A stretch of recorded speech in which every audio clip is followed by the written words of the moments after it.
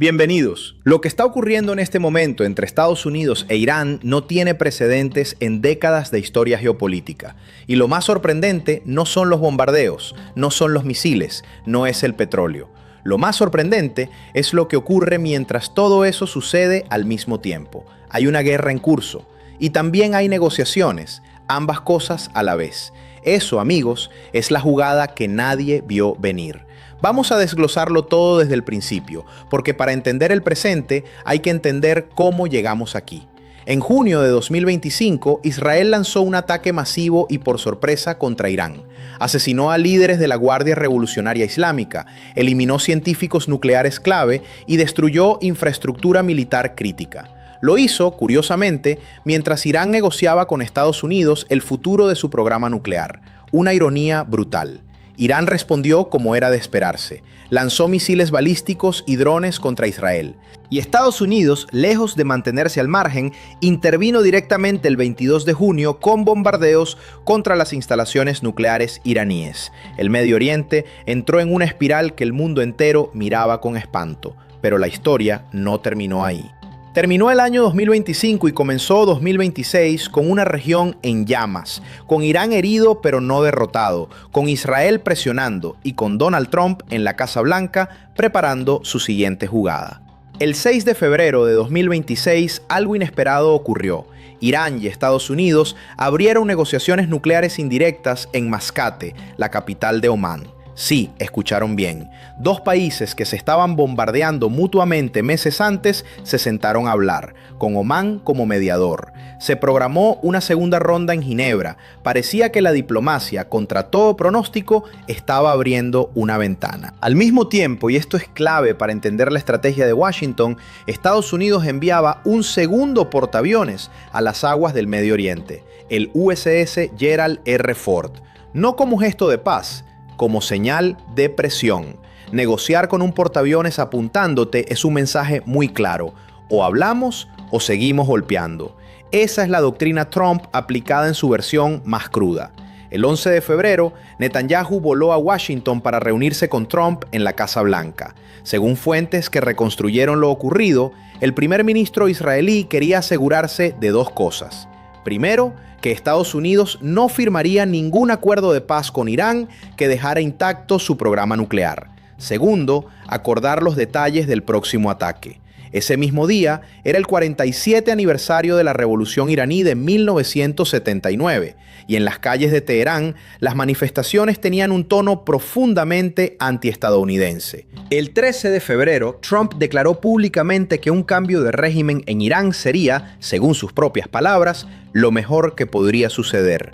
Al día siguiente, funcionarios del Pentágono informaron a Reuters que el ejército de Estados Unidos se estaba preparando para operaciones militares sostenidas de varias semanas de duración en la región. La diplomacia y la guerra marchaban juntas, pero nadie todavía sabía cuál iba a ganar. El 26 de febrero, en Ginebra, una delegación estadounidense compuesta por Steve Witkoff y Jared Kushner se reunió con el ministro de Exteriores iraní Abbas Araghchi. El mediador omaní informó que había buenos progresos. El diplomático británico Jonathan Powell, que asistió a las conversaciones, describió la oferta iraní como sorprendentemente buena. Se acordó continuar las negociaciones a nivel técnico en Viena. Todo parecía encaminado hacia un acuerdo. Y entonces, el 27 de febrero de 2026, Trump dio la orden de bombardear. Mientras las negociaciones seguían vivas en papel, los aviones de guerra estadounidenses cruzaron el espacio aéreo iraní. El 28 de febrero de 2026 comenzó oficialmente la guerra de Estados Unidos e Israel contra Irán, con una serie de bombardeos masivos y coordinados sobre múltiples ciudades iraníes. La operación tomó al mundo por completo sorpresa, no porque nadie supiera que era posible, sino porque ocurrió en medio de una ronda diplomática activa. Los resultados militares fueron devastadores para Irán. Entre las bajas confirmadas se encontraba el propio líder supremo Ali Jamenei, junto con otros altos mandos del régimen. La armada iraní quedó destruida en gran parte. Su fuerza aérea sufrió pérdidas críticas. Sus sistemas de comunicación fueron severamente interrumpidos. En respuesta, Irán lanzó una andanada de misiles y drones contra Israel y contra bases militares estadounidenses en Bahrein, Kuwait, Qatar, Emiratos Árabes Unidos, Arabia Saudita, Jordania e Irak. También impuso un cierre selectivo del estratégico estrecho de Hormuz, por donde pasa aproximadamente el 20% del petróleo mundial. Los precios del crudo se dispararon, los mercados financieros temblaron, las rutas marítimas internacionales entraron en caos. El analista jefe de la firma de análisis naviero Ceneta declaró que transitar por el estrecho de Hormuz estaba, en sus propias palabras, completamente descartado para el resto de 2026. Las compañías navieras comenzaron a redirigir sus barcos hacia rutas alternativas alrededor del Cabo de Buena Esperanza en Sudáfrica, añadiendo semanas y millones de dólares a cada trayecto. Y aquí es donde la historia se vuelve verdaderamente extraña, porque en medio de toda esa destrucción, las negociaciones no murieron, continuaron. Trump comenzó a hablar con periodistas sobre conversaciones en curso. Afirmó que Irán quería llegar a un acuerdo. Dijo que estaba hablando con personas más razonables dentro del nuevo liderazgo iraní, que calificó de menos radicalizadas. Anunció que Estados Unidos había presentado una propuesta de 15 puntos para poner fin al conflicto y luego dijo algo que dejó al mundo sin palabras, que el misterioso regalo que Irán le había dado a Estados Unidos como señal de buena voluntad durante las negociaciones habían sido 10 barcos petroleros que cruzaron exitosamente el estrecho de Hormuz. 10 barcos de petróleo.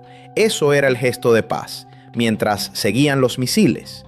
El ministro iraní Araghchi salió a hablar ante la prensa y ante Al Jazeera con un tono muy diferente al de Washington. Dijo que el nivel de confianza entre Irán y Estados Unidos era, en sus palabras, nulo. Recordó que Estados Unidos se retiró del acuerdo nuclear de 2015 durante la administración Trump. Recordó que los bombardeos ocurrieron mientras las negociaciones estaban en curso. Y advirtió que para que cualquier proceso diplomático pudiera avanzar, primero tenía que existir un entorno libre de amenazas. Irán, dijo, no había respondido aún a la propuesta de 15 puntos de Washington. Al mismo tiempo, el presidente del parlamento iraní, Mohammad Bagher Ghalibaf, negó públicamente que existiera ningún tipo de negociación. Un alto asesor militar del liderazgo iraní declaró que la guerra continuaría hasta que Irán recibiera compensación completa por los daños sufridos. Dos voces iraníes, dos mensajes opuestos. Lo que eso revela es una lucha interna dentro del propio régimen iraní sobre cómo responder a esta situación sin precedentes. Mientras tanto, Trump aplicaba su clásico método de presión máxima combinada con apertura táctica. Amenazó con destruir las plantas eléctricas iraníes si Teherán no reabría completamente el estrecho de Hormuz. Luego pausó esa amenaza por 5 días, después de afirmar que las conversaciones del fin de semana habían producido puntos importantes de acuerdo. Los mercados respondieron de inmediato. Las acciones subieron, los precios del petróleo cayeron con fuerza y las conversaciones volvieron a ganar oxígeno. El 1 de abril de 2026, Trump anunció que daría un discurso a la nación el miércoles siguiente para ofrecer una importante actualización sobre Irán. Dijo que las fuerzas estadounidenses terminarían el trabajo en 2 o 3 semanas. Afirmó que Irán necesitaría entre 15 y 20 años para reconstruir lo que fue destruido, y luego añadió una frase que resume toda su filosofía sobre este conflicto: con o sin acuerdo es irrelevante. Eso, amigos, lo dice todo. Esta no es una guerra convencional. Esta no es una diplomacia convencional. Lo que está ocurriendo en Irán es algo que los analistas geopolíticos llevan décadas estudiando en teoría, pero que nunca habían visto ejecutarse con esta crudeza: la guerra y la negociación como instrumentos simultáneos del mismo objetivo. No se trata de ganar militarmente para luego negociar. No se trata de negociar para evitar la guerra. Se trata de usar la guerra como palanca de negociación en tiempo real. El vicepresidente J.D. Vance lo llamó un éxito rotundo y dijo que la ofensiva ha abierto nuevas vías para garantizar que Irán no pueda obtener un arma nuclear. Netanyahu habla de aprovechar los logros militares para alcanzar un acuerdo que salvaguarde los intereses vitales de Israel. Y Steve Witkoff, el enviado especial de Trump, afirma que habrá reuniones de negociación esta misma semana con Irán. ¿Y cuál es la verdad detrás de todo esto? La verdad es que nadie lo sabe con certeza. Irán tiene dos voces, una que dice que no hay negociación y otra que escucha.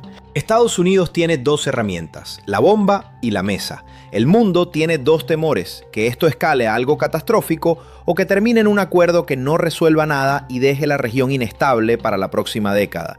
Lo que sí sabemos es esto, el estrecho de Hormuz sigue bajo tensión, los misiles iraníes siguen cayendo sobre bases estadounidenses en la región, los aviones de guerra siguen operando y en algún lugar, a través de canales diplomáticos con Pakistán como intermediario, dos países en guerra están intercambiando mensajes para ver si hay algo que salvar. La jugada que nadie esperaba no fue el bombardeo, fue decidir negociar después del bombardeo y hacerlo sin detener el bombardeo.